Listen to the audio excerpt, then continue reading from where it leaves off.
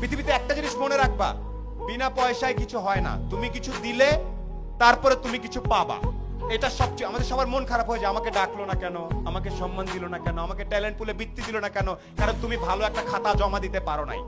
এই জন্যে আমি আবারও ব্যাক করি, আমি সোলায়মান সুখন।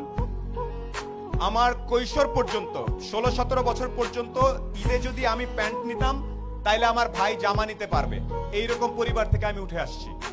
আমার বাবা ছিলেন আর্মির একজন সার্জেন্ট, যেটাকে আমরা হাবিলদার বলি। আমরা ছিলাম 5 ভাই বোন।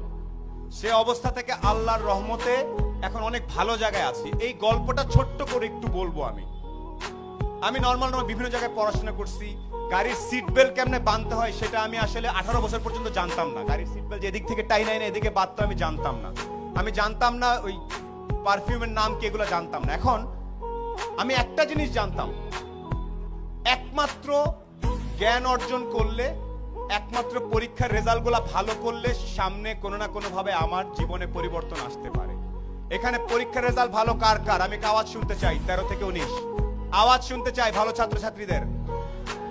এখানে প্রত্যেকে ভালো ছাত্রছাত্রী আমি জানি। আমি আজকে লিস্টে পড়েছি, পলক ভাই প্লেনে আসতে আসতে বলছিল যে এত ছেলে মেয়ে, এত কৃতি সন্তান আমি কিভাবে ছবি তুলবো একসাথে, আমার তো পুরো মাঠ লাগবে।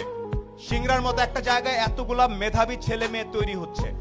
একটা সাজেশন তোমাদের সবার প্রতি, যারা তরুণ, এখানে যখনই চিন্তা করবা, এনি টাইম তোমার বয়স 14, তুমি একভাবে চিন্তা করবা যে আমি, আমার বয়স 14, নিউ ইয়র্কের একটা 14 বছর, আমেরিকার একটা 14 বছরের ছেলের সাথে যদি আমি 1 ঘন্টা কথা বলি, ও জিতবে নাকি আমি জিতবো, এই স্টাইলে যদি যেতে পারো তাইলে তুমি একটা কিছু হওয়ার চান্স থাকে। না অনেক আগে বলতে পারবো না ভাই, আমি কেন, আমেরিকার ছেলেটা কি দেখে, ও যা দেখে তুমিও তাই দেখো। ইন্টারনেট আছে না, আমি তোমাদের শেখ কামাল ডিজিটাল ল্যাব দেখে আসছি। আমি জানি এই আমতলা ইন্টারনেটের কারণে ছেলে পেলে এসে বসে বসে কাজ করে, আমি জানি এটা। আমেরিকার ছেলেটা যে ইন্টারনেট ইউজ করতেছে, তুমি একই ইন্টারনেট ইউজ করতেছো না? কে কে আওয়াজ? না ভাইয়া, আমি তো ইন্টারনেটে খালি গান দেখি আর একটু ফেসবুক করি, তাইলে হবে না। আবার একটু বলি কিছু কিছু বেসিক জিনিস।